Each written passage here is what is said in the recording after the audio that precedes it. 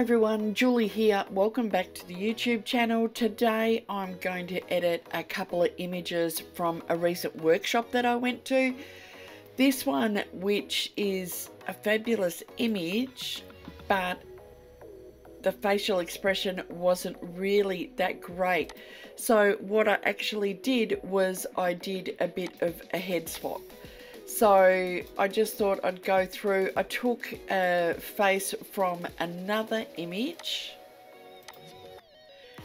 and all I did, so if I turn everything else off, all I did was I just cloned in some of the face. So I grabbed one that was roughly in the same position, and then I put a mask on it just to get rid of what I didn't need.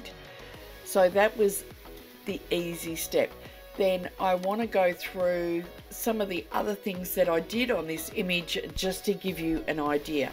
So it was a bit messy in the background and I shot off the backdrop, so I'm going to clean that up. So this is going to be a really quick and easy edit.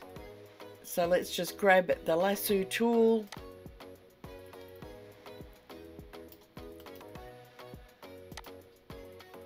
Fill that with content aware, and that got rid of most of it. What it didn't get rid of, then I can come around and grab some more.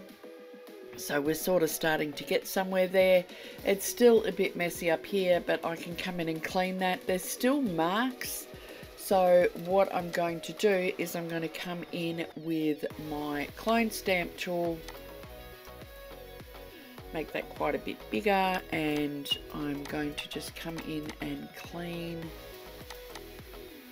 Look, to be honest, on this backdrop I could have just come in with a black brush too, because it is just black, and I'm going to fix where it missed in a minute, and I may still even come in with some black paint over that. So that's gotten rid of most of it. Now there's still some mess in this foreground. The velvet that we were using as our backdrop is getting a bit worn and tattered, but still pretty easy to fix. All I need to do is crop to where I want to crop it to. I'm going to bring that in a bit tighter. And I want to center her off. So I'm going to make sure that content aware fill is selected. And I'm just going to hit the tick. And what that does, it will just center it and add pixels to it. So that's pretty much all I really did to this one, with the addition of changing the face out. So the next one I want to show you is an image that we took, and it's a little bit blurry, but we wanted to do some sort of longer exposures. We had more silhouette, so there's just light on the side. And we were playing around with minimal lighting, and it was LED lighting and things like that that we took as well. So I did a little bit of a clean up. There wasn't really much to clean up. It was just a little bit on the floor and that background again, because it's a little bit messy in spots. Then what I did was I took it into Analog Effects.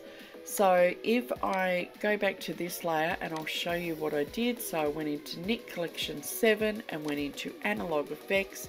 So I did actually save as a preset. So that's pretty much the image that I took. So what did I do? So I didn't really do much in the basic adjustments or anything like that. But if you come into the bokeh, I put some bokeh on there. And then I did a double exposure. So if I take the double exposure off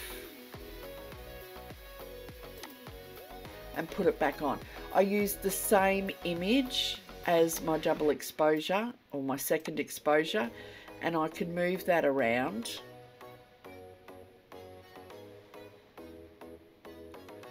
wanted it to sort of line up a little bit, but that just sort of gives some flow and some movement as it went through.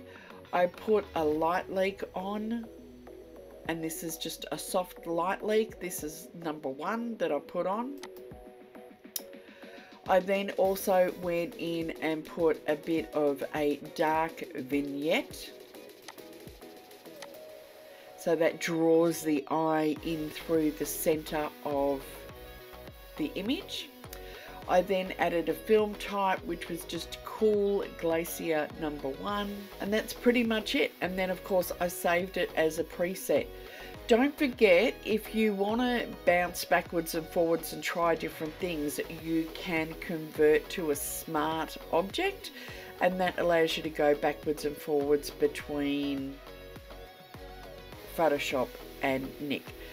if I go back into double exposures, if you want to play around with some different looks, there are some different ones that you can play with. So there's double exposures 1, 2, all the way through to the good vibrations and streaked, and so that's another really cool one. And you can try a different lighting effect. You don't have to do the same lighting effect. So that looks pretty cool too. So there's a lot you can do just playing around with things like double exposures or blur or motion. Motion's another one which is really cool as well. So you can have streaked motions and diagonal moves and all sorts of things that you can have lots of fun with. So if your images aren't necessarily tack sharp or,